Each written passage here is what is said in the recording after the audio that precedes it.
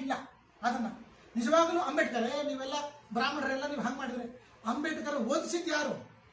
ಈಗ ಅಂಬೇಡ್ಕರಿಗೆ ಭೀಮರಾವ್ ಇನ್ನೂ ಹೆಸರಿದೆ, ಬೇರೆ ಹೆಸರಿದೆ.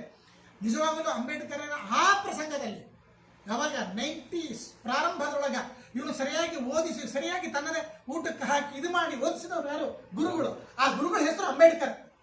ಇವತ್ತು ಆ ಅಂಬೇಡ್ಕರ್ ಇವತ್ತು ಇಟ್ಕೊಂಡು ಏನು ಸೋಕಾಳ ಜೈ ಭೀಮ್ ಅಂತ ಇಟ್ಕೊಂಡು ಏನೇನೋ ವಿಕಾರವನ್ನಾಗಿ ಮಾಡ್ತಾ ಇದ್ದಾರೆ. ಅಂದ್ರೆ ನೋಡ್ರಿ, ಒಬ್ಬ ಬ್ರಾಹ್ಮಣರದು ಏನು ಅಂತಂದ್ರೆ ವಿದ್ಯಾವಂತನಾಗಬೇಕು, ಚಲೋ ಓದಬೇಕು, ಸಮಾಜಕ್ಕೆ ಉಪಯೋಗಗೊಳ್ಳಬೇಕು ಅನ್ನೋದಕ್ಕಾಗಿ ಓದಿಸಿತ್ತು. ಹಾಗೆ ನೋಡಿದ್ರೆ ಅಂಬೇಡ್ಕರ್ ವಾದ ಏನಿದೆ, 10 ವರ್ಷಗಳು ಮಾತ್ರ ರಿಸರ್ವೇಷನ್ ಇರಲಿ ಅಂತ ಹೇಳಿ. ಅಂಬೇಡ್ಕರ್ ಗೊತ್ತು ದೂರಾಲೋಚನೆ ಅವನ ಹತ್ರ ಇದೆ.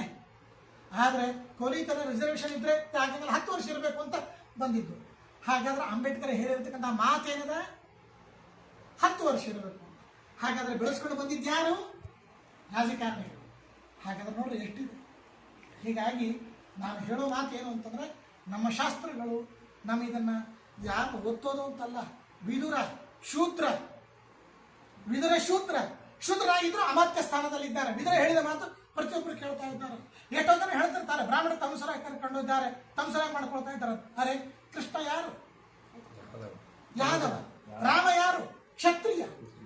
ಮತ್ತಲ್ಲ ಆ ಬ್ರಾಹ್ಮಣರು ಆ ಕ್ಷತ್ರಿಯದಲ್ಲಿ ಬಂದಿರತಕ್ಕಂಥವ್ರನ್ನ ಪೂಜೆ ಮಾಡ್ತಾ ಇದ್ದಾರಲ್ಲ, ಆ ಬ್ರಾಹ್ಮಣರು ವೈಶ್ಯರಲ್ಲಿ ಬಂದಿರತಕ್ಕಂಥವ್ರು ಪೂಜೆ ಮಾಡ್ತಾ ಇದ್ದಾರಲ್ಲ. ಸೂತರು ಯಾರು? ಎಲ್ಲ ಪುರಾಣಗಳನ್ನು ಹೇಳ್ತಕ್ಕಂಥವ್ರು ಯಾರು? ಅವರು ವೈಶ್ಯ ಜಾತಿಯಲ್ಲಿ ಬರ್ತಕ್ಕಂಥವ್ರು. ಅವರು ಪೀಠದ ಮೇಲೆ ಕೂತು ಪುರಾಣಗಳನ್ನು ಹೇಳ್ತಾ ಇದ್ದಾರೆ. ಎಲ್ಲ ಋಷಿ ಮುನಿಗಳು ಕೂತು ಕೆಳಗಡೆ ಕೂತಿದ್ದಾರೆ. ಅಂದ್ರೆ ನೋಡ್ರಿ, ಅಂದ್ರೆ ನಾನು ಯಾಕೆ ಹೇಳ್ತಾ ಇದ್ದಾರೆ ಅಂತಂದ್ರೆ, ನಮ್ಮ ಹೆಸರು ನಿಮಿತ್ತ ಮಾಡಿಕೊಂಡು ಎಲ್ಲರನ್ನು ತಿರಸ್ಕಾರ ಮಾಡ್ತಾ ಇದ್ದಾರೆ. ನಿಜವಾಗ್ಲೂ ಪ್ರಾಮಾಣಿಕವಾಗಿ ಯಾರು ಶಾಸ್ತ್ರಾದಿಗಳನ್ನು ಸರಿಯಾಗಿ ತಿಳ್ಕೊಳ್ತಾರೆ ಅವ್ರಿಗೆ ಗೊತ್ತಾಗ್ತದೆ. ನಿಜವಾಗ್ಲೂ ಎಲ್ಲದರಲ್ಲಿ ಬ್ರಾಹ್ಮಣರ ತ್ಯಾಗನೇ ಜಾಸ್ತಿ ಇದೆ. ಆದ್ರೆ ಇವತ್ತೇನಾಗಿದೆ, ಬ್ರಾಹ್ಮಣರ ತ್ಯಾಗ ಯಾರಿಗೂ ಕಾಣಿಸಿಲ್ಲ. ಕೇವಲ ಬ್ರಾಹ್ಮಣರ ದಬ್ಬಾಳಿಕೆ ಅಂತ ಒಂದು ಟೈಟಲ್ ಹಚ್ಚಿ ಎಲ್ಲ ಕಡೆ ತಿರಸ್ಕಾರ ಮಾಡ್ತಾ ಇದ್ದಾರೆ. ಅದನ್ನು ನಾವು ಸರಿಯಾಗಿ ತಿಳ್ಕೊಳ್ಬೇಕಾಗ್ತದೆ. ನಾವು ಪ್ರತಿಯೊಬ್ಬರು ಕೂಡ ಯಾರು ಈ ಹೇಳುವಂಥ ಸಹನಾವತು ಸಹನೋ ಭುನಕ್ತು, ನಾವೆಲ್ಲರೂ ಕಲ್ತಿರೋಣ, ನಾವೆಲ್ಲರೂ ಒಂದಾಗಿ ಇರೋಣ, ಒಂದಾಗಿ ಬಾಳೋಣ ಅಂತ ಉಪನಿಷತ್ತಿನ ಸಂದೇಶವನ್ನ ಇದನ್ನ ಬ್ರಾಹ್ಮಣ ಚಾತು ಪರಿಪಾಲನೆ ಮಾಡ್ತಕ್ಕಂಥದ್ದು. ಅಂಥ ಪ್ರಸಂಗ ಇದ್ದಾಗ ನಾವಿವತ್ತು ಇದನ್ನು ನಾವು ಎಲ್ಲೋ ಹೇಳಬೇಕಾಗಿಲ್ಲ, ನಮಗೇನು ಇದು ಬೇಕಾಗಿಲ್ಲ. ಆದರೆ ಒನ್ ಟು ಒನ್ ಗೊತ್ತಿರಬೇಕು. 1 to 1 ಗೊತ್ತಿದ್ರೆ ಯಾರಾದರೂ ಮಾತಾಡಲಿಕ್ಕೆ ಬಂದ್ರೆ ನೋಡಪ್ಪ ಹಂಗಲ್ಲ ಹಿಂಗದ. ಎಷ್ಟೋ ಜನಕ್ಕೆ ಆಫೀಸ್ದಲ್ಲಿ ಈ ಥರ ಡಿಸ್ಕಸ್ ಮಾಡೋ ಪ್ರಸಂಗ ಇರ್ತದೆ, ಅಥವಾ ಬೇರೆ ಬೇರೆ ಕಡೆಗೆ ಡಿಸ್ಕಸ್ ಮಾಡೋ ಪ್ರಸಂಗ ಇರ್ತದೆ. ಅಂತಲ್ಲಿ ಸರಿಯಾದ ರೀತಿಯಲ್ಲಿ ಈ ವಿಷಯಗಳನ್ನ ನಮ್ಮ ಜನಾಂಗಕ್ಕೆ ಸರಿಯಾಗಿ ಗೊತ್ತಿತ್ತು ಅಂತಂದ್ರೆ ಆ ಜನಾಂಗವನ್ನು ಸರಿಯಾಗಿ ಹೇಳಲಿಕ್ಕೆ ಸಾಧ್ಯತೆ ಉಂಟು. 100 ಮಂದಿಯಲ್ಲಿ ಒಂದು 10 ಜನಕ್ಕಾದ್ರೂ ಕೂಡ ಹೌದು ಅನ್ನೋ ಒಂದು ಪರಿಕಲ್ಪನೆ ಬರ್ತದೆ. ಹಾಗೆ ನಾವು ನೆಕ್ಸ್ಟ್ ಜನರೇಷನ್ಗೆ ನಾವು ಕೊಡ್ತೀವಿ.